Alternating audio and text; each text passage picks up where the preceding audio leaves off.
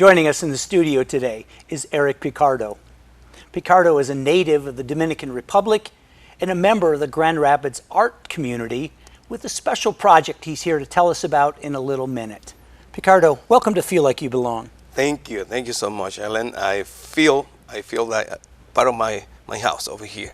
Awesome. So thank you for the invitation. You bet. So let's go back in history a little bit. You grew up in the Dominican Republic.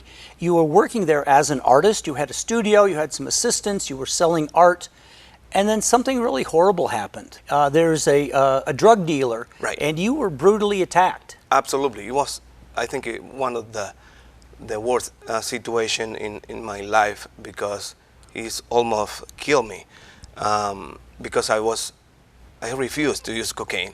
So the guy was offering to us a portion of cocaine he was selling back from New York, where he was doing some business over there.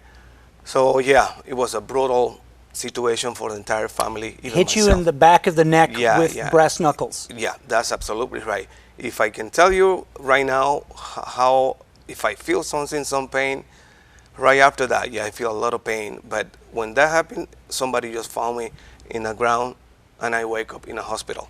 So I was exactly when the story happened, and they were a lot of people concerning about that guy over there in my neighbor. Well, he's a dangerous guy, and absolutely, and especially in a country like the Dominican Republic, where there's not always equal justice. Absolutely, people who have a lot of money have extra power. Money talk. And you really found you needed to leave the country. Absolutely, it was a family decision by that time, in which we spent all the money that we have. We talked with every single person that we know, but unfortunately, we couldn't have we couldn't address justice in my own case.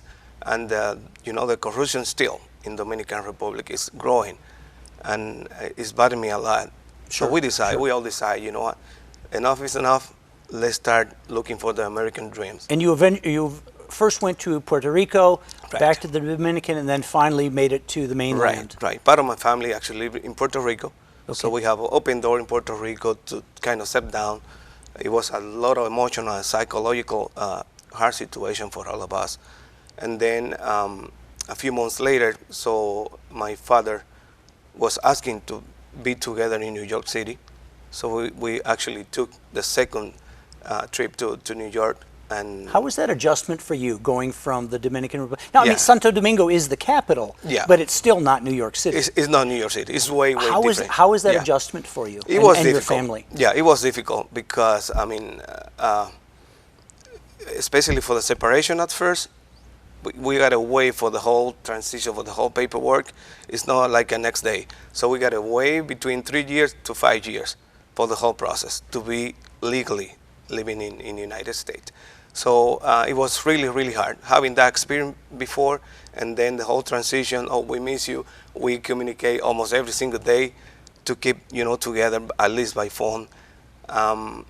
So it was a really weird and hard experience for all of us. But finally, as soon as we get here, we start building once again a new life, new language, new culture, new lifestyle, new friends. So we adapted. We adapted little by little.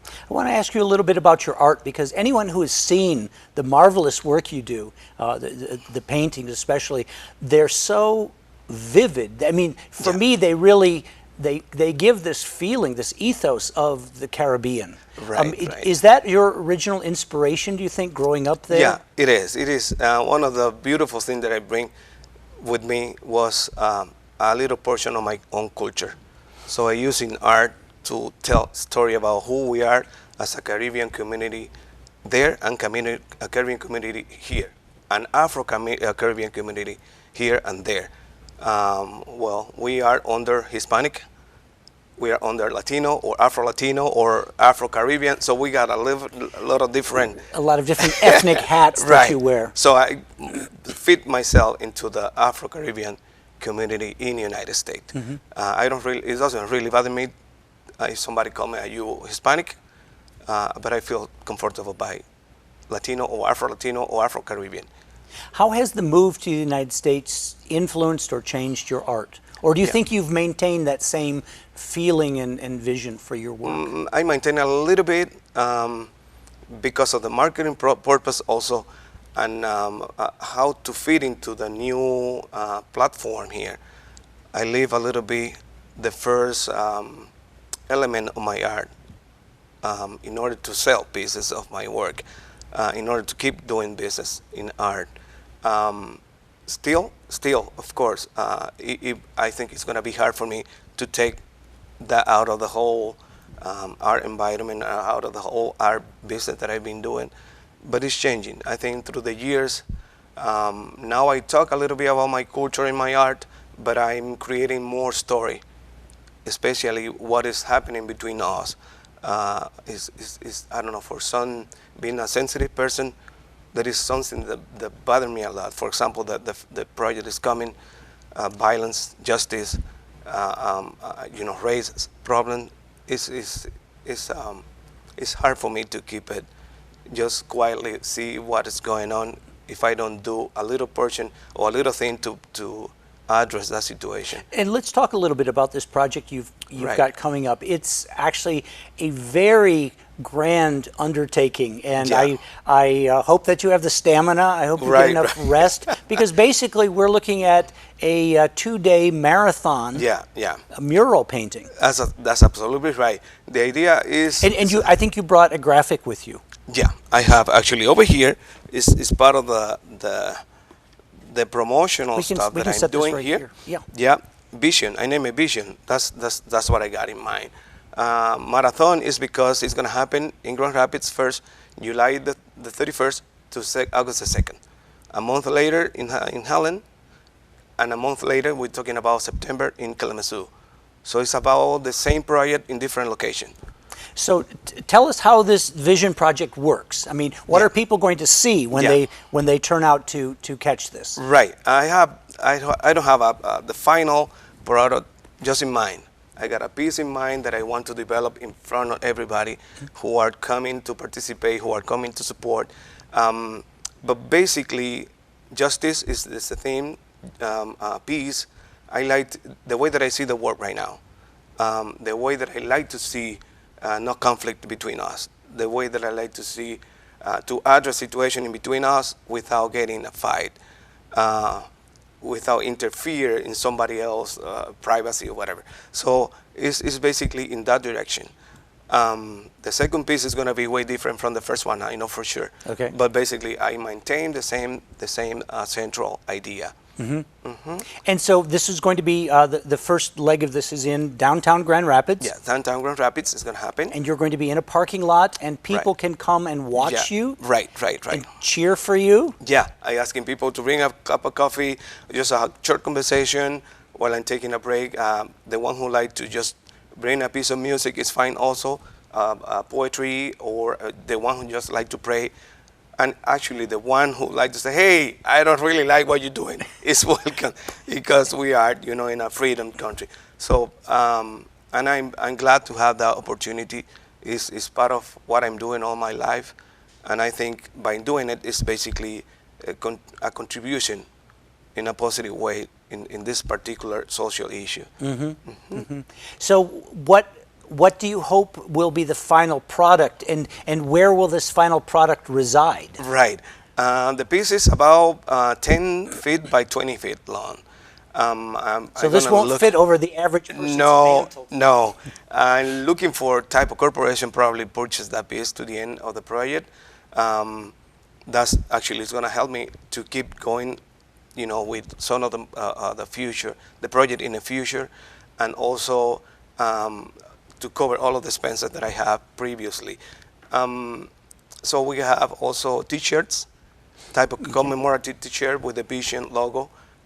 People can buy the T-shirt on my website. Okay, and or- we'll provide that website for people Right, so that right. they can find you and learn more about your project. Right, and know about the project, the whole statement over there, or question, Vision Artist Marathon Pro Piece is the title of the website. So you may go through there and be in contact with me in case you'd like to participate also. That's Or fantastic. donate, or just support in some way or another. Well, I know I'm looking forward to going downtown and watching. I'm sorry, I will not be with you for 48 hours, but Right, maybe right. 1 or 2 hours I would love to come down and see that, Excellent. and maybe we'll bring our crew down and, Great. and see that a little bit too. We have to wrap up in just a minute, but can you Great. give us just 30 seconds? Your family moved to New York City. Yes. But you didn't stay there. You actually made a home in Grand Rapids. What Yeah. does Grand Rapids have for you that really calls you to stay here? Right. I came to Grand Rapids a month later, just for vacation. I got a really good friend of mine who invited me to just,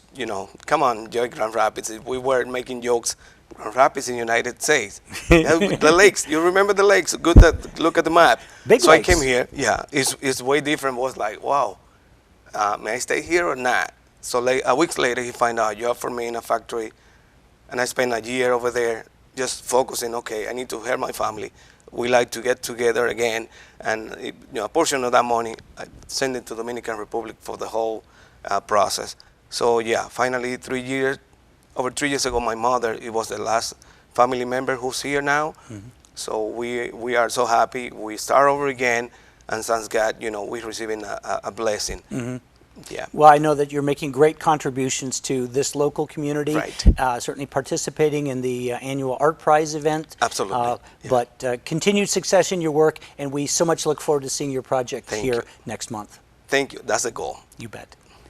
For those of you watching, stay tuned. We'll be back in just a short moment with some tips on American humor, American culture, and a little bit of American English.